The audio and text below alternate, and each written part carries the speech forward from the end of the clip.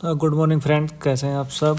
और वही रूटीन, मंदिर का दरवाज़ा खोलने के बाद थोड़ा सा भगवान का नाम लिया और उसके बाद फिर मैंने अपना कन्फर्टर को उठा के रखा और थोड़ा सा बेड की सफाई भी की।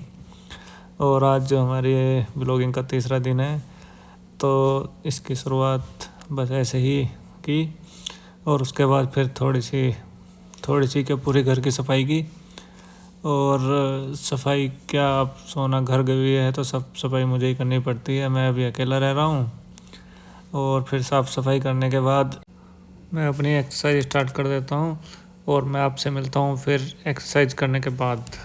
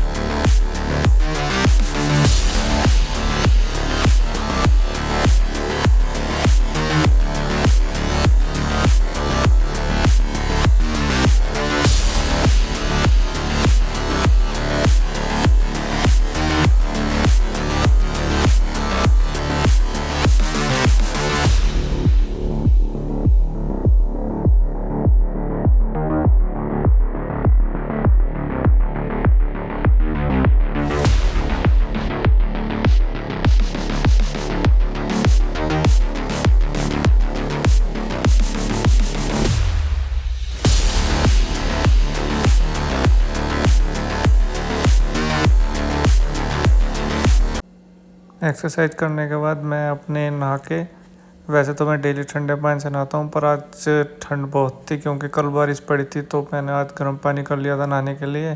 उससे नहाने के बाद फिर मैं पूजा करता हूँ और पूजा करने के लिए नाश्ते की तैयारी करता हूँ। तो नाश्ते में मैं आज फिर से पोहा बना रहा हूँ क्योंकि मैं अकेला हूँ और मुझसे और कुछ बनाना नहीं आता तो मैं पोहा ही बनाता हूँ अक्सर ज़्यादातर। और फिर मैं फ्राई पैन में दूध लेने के बाद उसको इंडक्शन पे रख देता हूँ और इंडक्शन पे रखने के बाद मैं फिर गैस को ऑन करके उस पर कढ़ाई रख देता हूँ गर्म होने के लिए।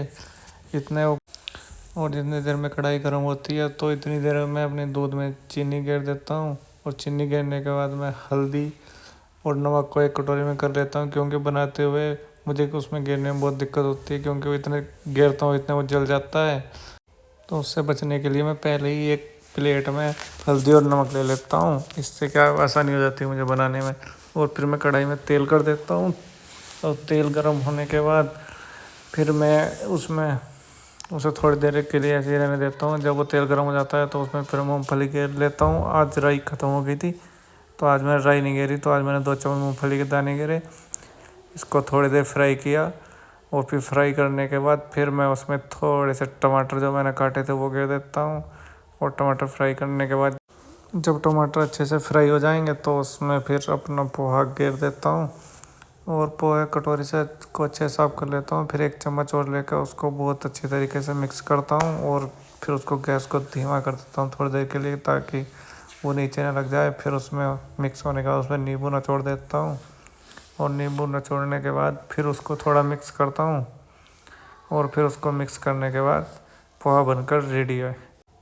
और जो मैंने दूध गर्म होने के लिए रखा था इंडक्शन में, वो भी अब गर्म हो चुका है। तो मैं दूध के साथ पोहा खाऊंगा नाश्ते में, और मैं आपसे मिलता हूँ नाश्ता करने के बाद।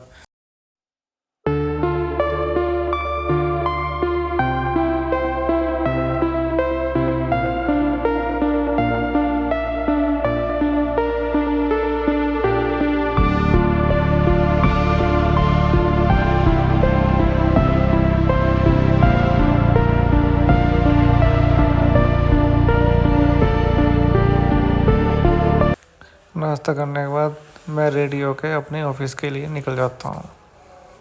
और ऑफिस में आज एक लड़का पार्टी देने के लिए बोल रहा था, तो हम ऑफिस से निकलने के बाद अपने एक शॉप पे जाकर चाट पापड़ी खाते हैं।